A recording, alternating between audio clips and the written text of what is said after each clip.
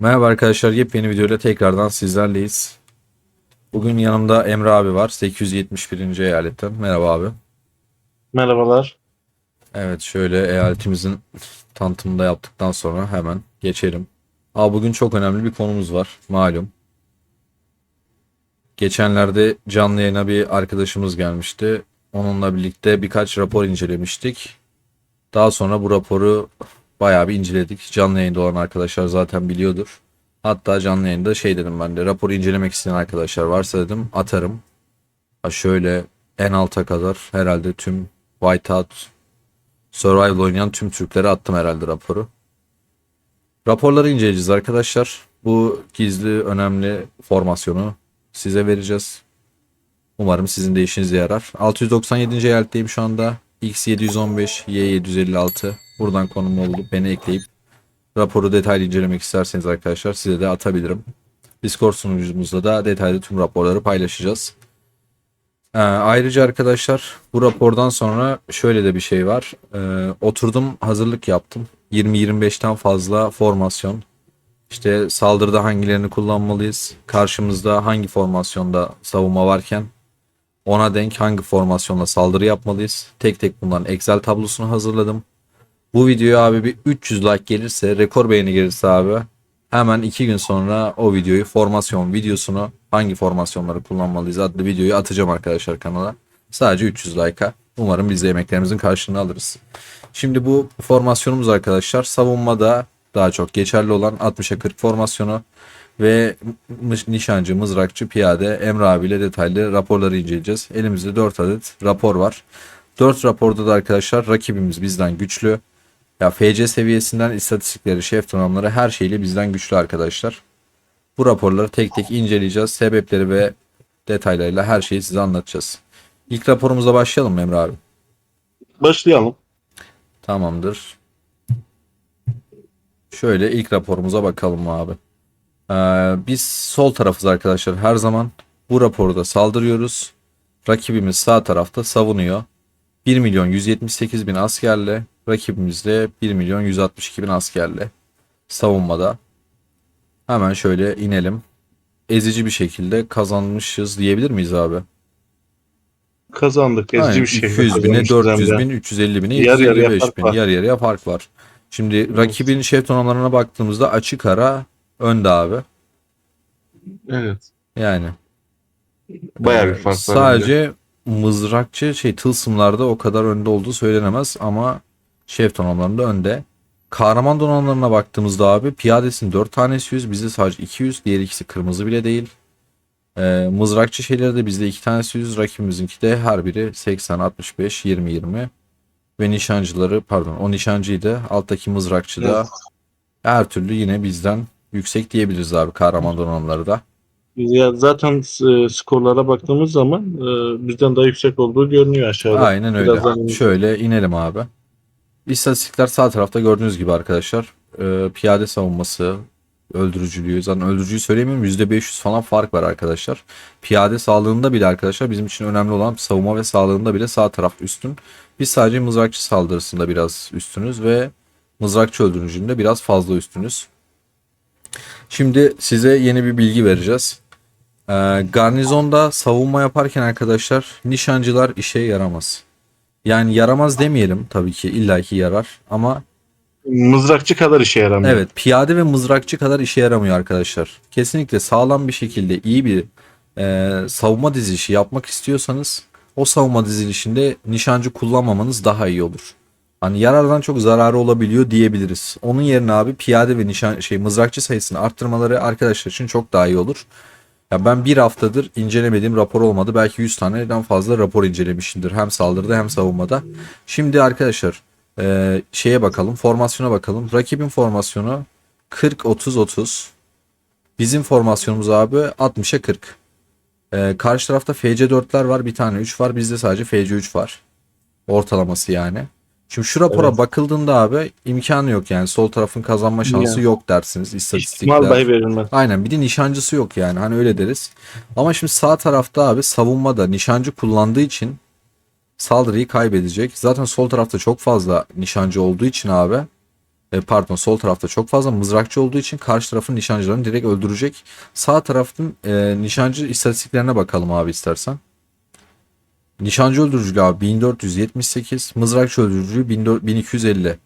Mızrakçı saldırısı 961, nişancı saldırısı 1117. Sağ taraftan bizim beklentimiz ne şu an abi? Nişancıların sol tarafı yok etmesi gerekiyor değil mi? Çünkü nişancı Yani istatistikleri üst düzey. şöyle aslında bakmak lazım. Nişancıların mızrakçılardan daha çok öldürme alması lazım Değil bu mi? Daha fazla istatistiklere göre. öldürmesi gerekiyor. Aynen öyle. Evet. Aynen öyle abi.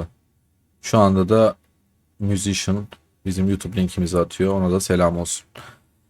Şöyle yetenek tetiklenmelerine falan bakmıyorum arkadaşlar. Bu raporları tek tek size atacağım. Bunları siz tek tek incelersiniz. Genel olarak sadece şeylere bakacağım. Abi sol tarafa bakmıyorum. Sol taraf bizdik. Saldıran tarafız. Sağ tarafın nişancıları ne yapmış savunmada ona bakıyoruz. Abi bakıyorum. Sağ tarafın nişancısı ilk şeyi de gönderen kişi de piyadeyle aynı öldürmüş. İkinci nişancı piyadeyle aynı öldürmüş. Mızrakçısı çok daha fazla öldürmüş. Tabii ki. Abi yine piyadeyle aynı. Mızrakçı çok Aynı. öldürmüş. Abi yine aynı. Aynı. Abi hiç şaşmıyor bak. Aynı. Ki bunda çok az mızrakçı yolladığı için Evet. arkadaş şey Mızrakçı az olmuş. yollamış. Aa bak bunda da nişancısı falan. Yo çok da az değil ama yine de az öldürmüş. Piyadeye yakın. Sayıya göre Aynen bakarsan yine sayıya az göre öldürmüş. bakarsak. Abi burada da yine yani 22.000'e 20 yani şu şekilde. Bunu O bonuslara geçiyorum. göre normalde Aynen öyle. şöyle biraz yukarı çıkar mısın Çağrı? Az önceki raporda. Çıkayım abi. Bonuslara göre baktığın zaman yok sıkıntı yok. Bonuslara göre baktığın zaman mızrakçı 6.000 öldürüyorsa nişancının 10.000 öldürmesi lazım. Tabii. Ha şuradaki bonuslara kıyasladığında Evet. kesinlikle öyle olması gerekiyor. Yani Bu da neyi gösteriyor? Bu da şunu gösteriyor. Garnizonda nişancı çalışmıyor. aynen öyle. Ya ben bunu biraz araştırdım Savunurken abi. çalışmıyor. Aynen öyle. Ben bunu Savunurken çalışmıyor. Bunu da belirtelim ama. tabii savunurken saldırıda sıkıntı yok bu arada. Şimdi birazdan sağ tarafın saldırıda olduğu raporda nişancıların ne yaptığına da bakacağız. Hani tek tek şey yapalım. Ya çünkü nişancılar abi DPS birimi. Ya bu nedenle garnizonda çok fazla işe yaramıyorlar. Her neyse ikinci rapora geçelim abi. Çok şey yapmadan bilgiyi verelim. Şimdi ikinci raporda abi şöyle ki sağ taraf bu sefer saldırıyor abi. Sol taraf savunuyor. Bakın abi sol tarafta yine aynı adam. Herhangi bir fark var mı? Aynı adam değil mi? Friski. Aynı değildi, aynı Aynı değil. değildi. Yok aynı Aynı değil. değil. Aynı değil. Tamam bakalım. O farklı biriydi. Tamam Üçüncü rapora şeyleri bakar aynı. mısın? Şöyle gidelim abi. Yok sıkıntı yok. Sağ taraf saldırıyor abi. Sağ tarafın şef donanımları açık ara çok daha önde değil mi abi? Diğer Evet, oyuncudan daha da açık güçlü ara bu. önde. Tabii Kahraman ki. donanımları da diğer oyuncudan önde abi. Bak sol taraf savunuyor. Hemen. Sol taraf savunmada çok rahat kazanıyor yine. Aynı. Asker sayıları da birebir aynı. İlk seferberlik. Şimdi şöyle iniyorum abi. Sol tarafta şey yok abi. Nişancı yok savunmada. 66 piyade, 33 mızrakçı göndermiş. Sağ taraf bizim her zaman bahsettiğimiz klasik saldırı taktiği 50-20-30 ile saldırıyor. Arkadaşlar istatistik farkına bakın. Yani karşı tarafın nişancı öldürücülüğü 1500. İşte mızrakçı şeyi falan. Şimdi saldırıda bakalım abi nişancılar ne yapmış. Bakalım. Hemen şöyle geldim abi. Hı. Nişancı daha fazla öldürmüş. Daha fazla öldürmüş. Daha Nişancı daha fazla fazla öldürmüş. öldürmüş. Yine daha Hepsinde daha fazla. fazla öldürmüş. Bu kesinlikle böyle devam edecek abi. Şimdi Bu da demek peki oluyor ki burada nişancılar evet. Şimdi buradaki sıkıntı saldırırken şu aslında. iyi. Nişancılar daha fazla öldürürdü. Ama şöyle bir problem var. Karşı tarafın formasyonu bunu bozmuş abi. Karşı taraf sadece Evet, piyade ve mızrakçı gönderdiği için abi şu şimdi sol tarafın 60-40 formasyonun mızrakçısını öldürmesine bak abi. Karşı tarafın işte nişancılarını yok etmişler. Sağ yok etmiş. tarafın nişancıların istatistikleri o kadar yüksek olmasına rağmen adamların öldürme yapmalarına izin vermeden hepsini temizlemişler zaten. Ya çok fazla piyadeyle savunmayı yapmışlar. Hasar Evet, absorbe etmişler. Zaten piyade sağlığını en yüksekte tutmuşlar. Aynı zamanda mızrakçılarla da katliam yaratmışlar abi resmen. Neyse biz aynen bir öyle iki raporda olmuş. takılı kalmayalım abi. Devam edelim diğer iki rapora da. Şuraya bakalım. Sağ taraf savunuyor abi. Sol taraf saldırıyor. Saldırıyor.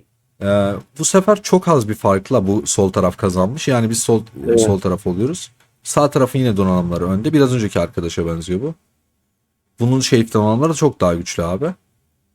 Şöyle geldim. Sol tarafta yine nişancı yok. Sağ tarafta Bu sefer formasyon kaç yapmış? 70-10-20 denemiş bu sefer. Ya adamlara her şeyi denemişler abi bak. Her Denemişler, evet, evet. formasyonu.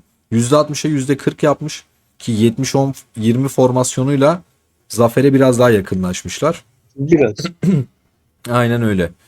Şimdi hatta şöyle bakalım. Abi sol tarafın petleri bile basılı değil aslında. Evet. Sağ Demek ki tarafta petleri basılı olsa daha rahat alacak. daha rahat alacak. Aynen öyle. Evet. Şimdi Çünkü pet etkisi çok bu aynen. oyunda. Şimdi bu neydi? Aynen sağ taraf savunuyor abi. Şimdi sağ tarafta savunmada bakalım nişancılar ne yapmış abi. Aşağı iniyoruz. Nişancı savunmada 9.000 öldürmüş. Mızrakçının 8.000. öldürmesine bak. Piyadeden Mızrakçının piyadeden az öldürmesine bak. öldürmüş abi bak. Piyadeden az öldürmüş. Tam bir komedi. Yani yolladığı şeye bakalım bir formasyona. Bak %10 yolladığı mızrakçı çok daha fazla öldürme Çok daha yapmış. fazla öldürmüş. Çok daha fazla öldürme yapmış. Çünkü abi nişancı garnizonda hiçbir şey yapamamış. Yani bu çok Yapamam. net yani. Şimdi 3. 4 son raporumuza geçelim abi.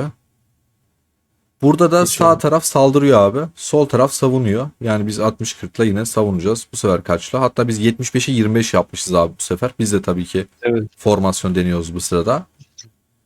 Sağ taraf yine her şeyi bu sefer K3 abi. Tılsımları da görüyorsun. Her şey full Bu daha neredeyse. iyi. Çok daha iyi. Kahraman donanımları da Evet. çok iyi. Şimdi şöyle FC5, FC5, FC4 sadece karşı tarafın FC4 şeyi var, farkı var. Sağ tarafın zaten nişancı öldürücülüğü falan uçuyor abi. Uçuyor, Tabii uçuyor. bizim de mızrakçı öldürücülüğümüz uçuyor. Onda da Tabii. fayda var. Şimdi sağ taraf ne yapıyordu burada? Saldırıyor. Şimdi sağ tarafın şeyine bakalım abi. Nişancı öldürücülüğüne bakalım. Saldırırken abi yine biraz daha fazla öldürmüş. Bak piyadeden de mızrakçıdan da. Ya Şimdi bunun şöyle, o buff farkına bu öldürme hiçbir şey. hiçbir şey. Aslında Normalde çok daha normalde fazla öldürür abi. Ama sol tabii taraf ki piyade mızrakçı sadece gönderdiği için yaşatmıyorlar abi. mızrakçılar müsaade etmiyor öldürmesine. Aynen öyle. Bak şu 50-20-30 formasyonu yani neredeyse yollamışlar. Ama 75'e 25 yaptıkları için adamlar ya imkanı yok abi hiçbir şekilde karşı tarafın nişancısının ya %30'luk nişancısının hasar vurmasına izin vermemişler. Maalesef. Yani buradan görüyoruz ki arkadaşlar yani nişancılar garnizondayken arkadaşlar savunmadayken çok bir işinize yaramazlar. Abi bu bizim kendi yorumlarımız. Benim aldığım birkaç not falan da vardı abi. İstersen sen şurada yine incelemeye devam et şöyle. Şimdi donanımlarına baktığımız zaman Aynen. sadece biraz esans farkı var ama o kadar da çok büyük bir esans farkı yok. Bakarsan onda da iki tane seviye 20 var. Seviye 18 var. Yani karşı taraf da kötü değil. Tabii. E, Çok belirleyici bir rapor bu aslında. Çünkü kahramanlar da birebir aynı. Birebir aynı. Kahramanların silah seviyeleri de aynı. Bu rapor biraz daha belirleyici olabilir. Ya abi bu aslında biraz şeyle de alakalı ben olduğunu düşünüyorum. İşte eyaletinizin FC3, FC5 şeyleri. Ya çünkü örnek veriyorum. Şuraya geldiğinde abi şöyle göstereyim.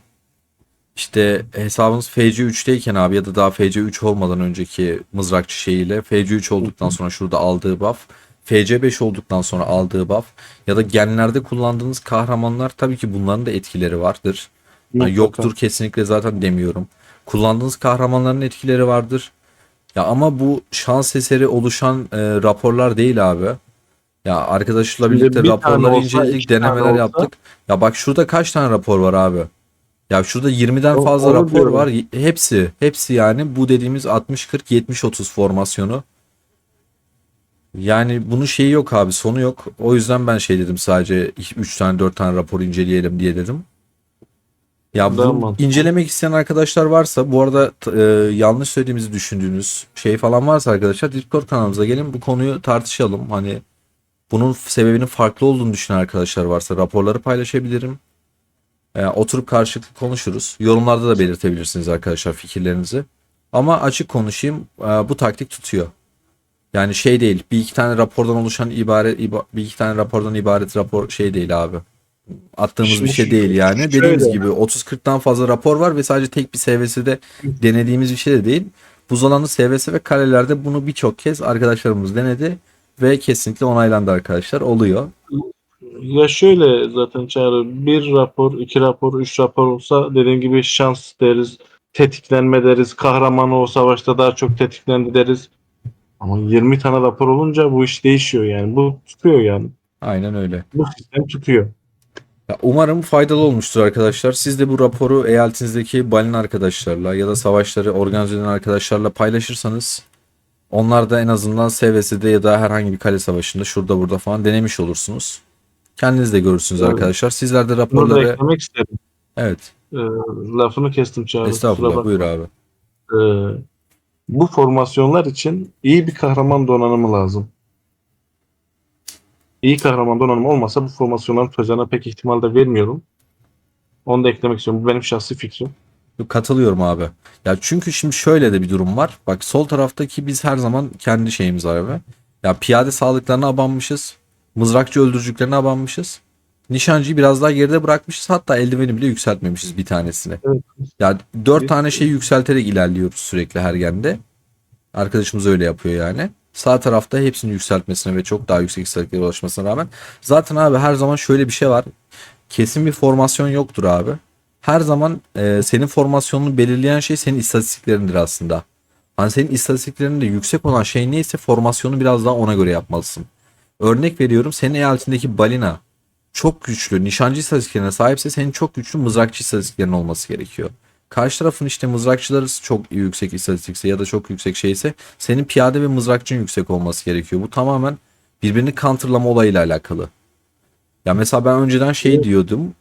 İşte %5 de olsa %10 da olsa garnizonda da olsa işte nişancı olmak zorunda. Şurada sadece savunmada değil abi. Arkadaşlar yani saldırıda da bu raporu nişancı koymamışlar. Ona rağmen mızrakçı istatistikleri çok yüksek olduğu için ya şu savaşı bile çok rahat kazanmışlar. Çok rahat kazanmışlar diyebiliriz. İkiye katlamış çünkü. Ya ben biraz yoruldum abi. Söyleyeceğimiz her şeyi söyledik. Ekleyeceğim bir şeyler varsa devam edelim. Yo, devam edebiliriz. Tamamdır. Arkadaşlar dediğim gibi bu videoya 300 like gelirse elimde hazırlayacağım ve önceki hazırladığım Excel tablosunda Discord'da ve YouTube'da videoda 2 gün sonra sizinle paylaşırım. Videoyu beğenmeyi ve yorum atmayı unutmayın lütfen. Kanalda hala abone değilseniz arkadaşlar abone olarak bize destek olabilirsiniz. Kendinize iyi bakın. Başka videolarda görüşmek üzere.